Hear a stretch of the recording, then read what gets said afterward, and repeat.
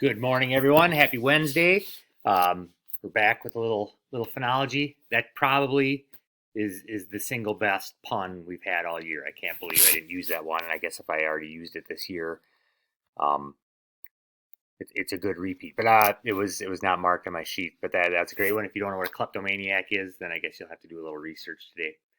All right, let's get rolling with a little phenology, and then we'll talk a little bit about what the next week have. We've got something kind of smaller today, a little simplistic, but something you can definitely find outside, especially this time of year. So let us begin today with a little phenology.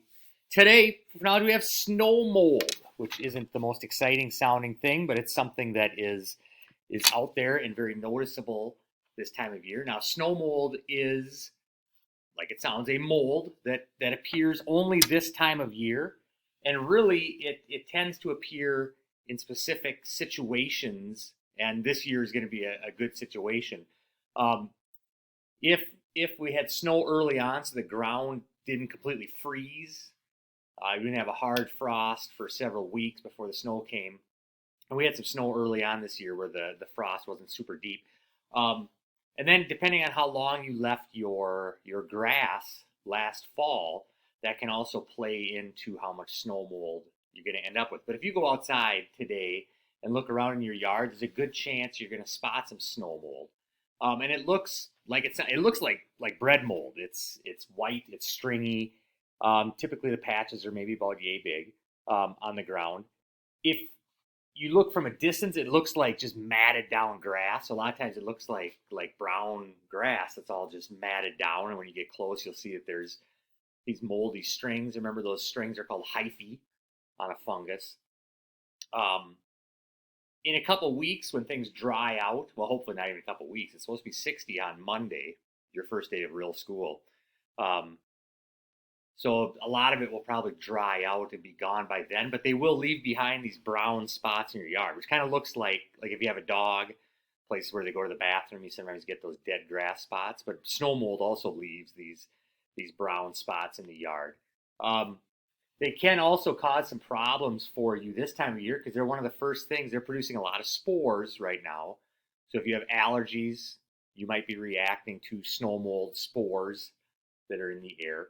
Now, to get rid of them, probably the best thing, I mean, obviously, is cut your grass low in the fall. But otherwise, if you take a rake and just kind of rake around, because it just dries things out a little faster. Otherwise, they'll run their course. It's not great for your yard, but it doesn't do a ton of damage.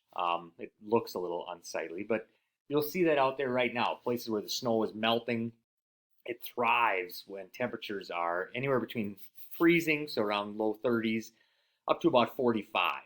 That's when snow mold really takes off. So this time of year, as the snow starts to melt away, everything's really damp and wet. You probably have a lot of snow mold out in your yard. So something to keep your eye on. There's two different types around here. There's a white snow mold and a pink snow mold. And the pink snow mold does a lot of damage, but most of the stuff that we see here is the white snow mold. So short, sweet. That's our topic for today was snow mold. Now, I'm going to send an email out today, but then I think after today, I'm just going to put these onto the Google Classroom. So make sure that you are logged in there. There's probably only about half of the class is signed up for that. So if you have not already signed up for Google Classroom, get on that. That's how we will communicate starting next Monday for sure. I also want to try out, if anybody out there is willing or wants to give it a shot, that Zoom. And I don't know, maybe you guys have used it. I played around with it a little bit yesterday, but I haven't actually tried it. But I want to see what it looks like or how it works with people outside of the district, and probably not district, but outside of the building, and then people with different speeds of internet, and see if that works. So if anybody wants to give that a shot today, I just want to see what it's like. And maybe it's something that we can use. Maybe it's something that's not worth playing around with. So I'll send this out on an email, which obviously if you're looking at this, you already know because you got the email. And then if you haven't signed up for the Google Classroom, please do that hopefully today. And then we'll just communicate through Google Classroom from here on out. All right. Hope everybody's having a good time or as good a time as you can have. Enjoy your last couple days without school, and then next week we'll give it a shot. We'll see what digital school is like, or remote school, I guess, is like. So take care. Have a good day. If you're interested in trying out that Zoom, just shoot me an email, and maybe sometime later this morning or this afternoon, I can send out a code and we can get a couple people on there and just see what it looks like.